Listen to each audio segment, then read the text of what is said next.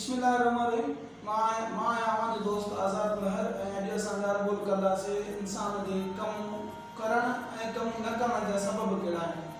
कमु करण जा सबब इहे आहिनि त जंहिंसां ज़ात सां ज़रूरतूं इंसान जूं ज़रूरतूं हूंदियूं आहिनि, जंहिंजे करे जेको बि हुनखे कमु मिले उहो कमु कंदो आहे। हे सां हालात खां मजबूर थी करे जेको आहे सो कमु कंदो आहे, पोइ हुनखे जहिड़ो बि कमु मिली वञे, जाइज़ हुजे नाजाइज़ हुजे, उहो कमु करण ते मजबूर थी वेंदो आहे। लाम सां लालच, या तो लालच में लाम सा लालच कंहिं बि क़िस्म जी में लालच जेको आहे जेकॾहिं हूंदी आहे त बाबा हाणे मां पैसो कमाईंदुसि, सुभाणे पंहिंजो जेको आहे हीअ शइ कंदुसि, हिन पैसे मां जाइज़ नाजाइज़ पंहिंजा मक़सद पूरा कंदुसि। लालच हिकिड़ी हूंदी आहे इंसान जे अंदरि, उहा बि कमु कराईंदी आहे।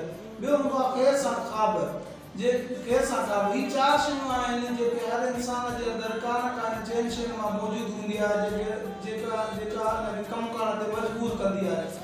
ख़ैर सां ख़्वाब, इंसान जा हिकिड़ा ख़्वाब हूंदा आहिनि, नंढा नंढा ख़्वाब हूंदा आहिनि। मां कमाईंदुसि, पंहिंजी फैमिली खे सपोर्ट कंदुसि, पंहिंजे घर वारनि खे सपोर्ट कंदुसि, पंहिंजो घर ठाहींदुसि, पंहिंजी गाॾी हूंदी, मुंहिंजी इज़त हूंदी। इहे ईंदा आहिनि ख़्वाब, उहे इंसान खे कमु करण ते मजबूर कंदा आहिनि। ॿियो चारि शयूं आहिनि जेके इंसान खे कमु न करण ते मजबूर कंदियूं आहिनि। इंसान न कंदो आहे, तेज़ सां तरबियत न वठंदो आहे, तरबियत वठंदो कोन्हे त पोइ हुनखे जेको आहे सो कोई बि कमु मिलंदो कोन्हे। तरबियत हू सम्झंदो आहे त मूंखां वधीक टैलेंटेड, मूंखां वधीक होशियारु को आहे ई कोन, त तरबियत वठणु छॾे ॾींदो आहे त हुनखे कंहिं बि क़िस्म जो को रोज़गार न मिलंदो आहे। रेस सां रिवायती तरीक़ो न छॾींदो आहे। रेस सां रिवायती तरीक़े जो मक़सदु इहो आहे त उहो अबे ॾाॾे वारो तरीक़ो, बाबा अबे ॾाॾे जी गुरमत कई, अबे ॾाॾे जी अबो ॾाॾो नौकिरी में आहे त सुभाणे अबे ॾाॾे जी सीट ते असां ई वेहंदा, हुन हिकिड़ो रिवायती तरीक़ो थी वियो। रेस सां रिवायती तरीक़ो न छॾींदो आहे। रेस सां रिवायती तरीक़ो न, ॿिए सां बचत न कंदो आहे। इंसान बचत न कंदो आहे, जंहिंजे करे उहो ॾुखे वक़्त में ॿियनि जे अॻियां हथु टंगींदो आहे।